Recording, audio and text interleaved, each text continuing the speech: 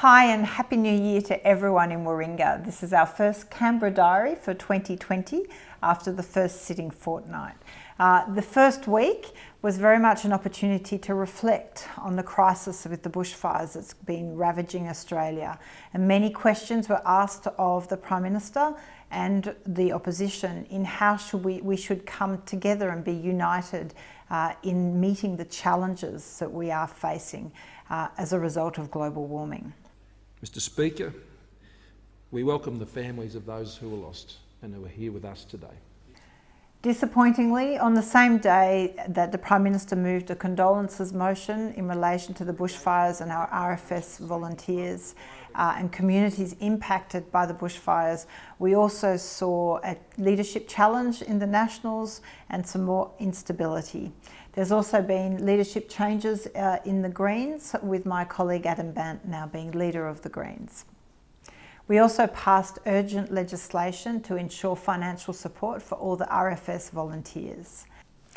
I offered my condolences on behalf of Warringah to the nation and to the communities that have been devastated by the bushfires. The statistics are horrifying. 33 lives lost, more than 3,000 homes destroyed, over 1 million animals killed, and almost 12 million hectares of land burnt across the nation. I went out only a few days ago to see protesters from bushfire ravaged communities that brought the remnants of their homes to Parliament House, and it was very moving to meet some of those bushfire survivors. But they are there faced with such incredible loss of their homes and all their possessions. They were there along with Pacific Islander Nation representatives, asking on all the members in this place to come together in this time of crisis and put forward solutions and support solutions so that we can address global warming and have a plan for the future to keep Australians safer.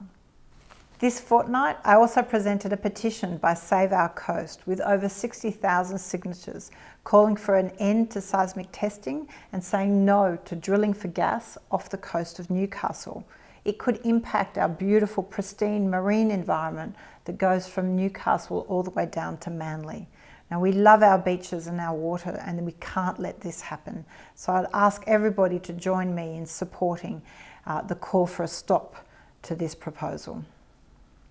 The big news, though, for this fortnight was the official launch of the Climate Change Bill. This is an exciting time and a real opportunity for everyone in this place to come together and show the unity that we've seen across our communities over this summer in this place to find and support a sensible solution. I'm very thankful to my crossbench colleagues, Rebecca Sharkey, Helen Haynes and Andrew Wilkie, for supporting me in these endeavours.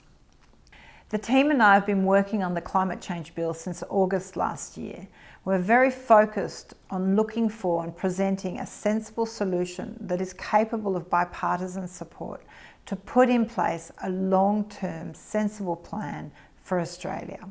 Its key elements are firstly that we lock into legislation a net zero by 2050 goal. Now, this is not revolutionary.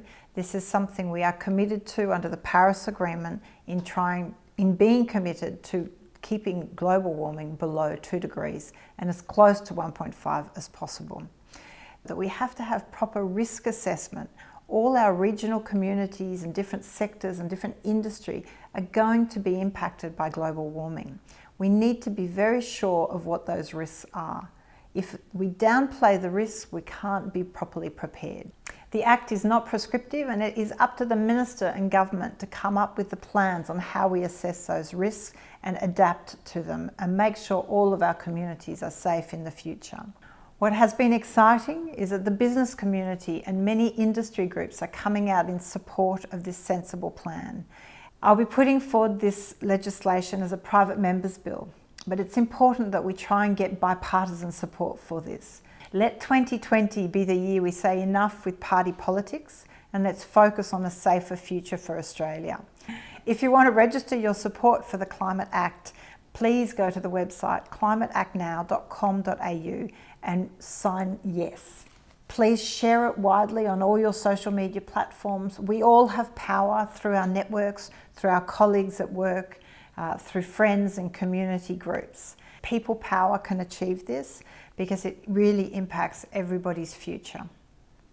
Well, it's been a busy first fortnight for 2020. I'm looking forward for some time back in Warringah, and then we will be back down here lobbying for bipartisan support on the climate change bill.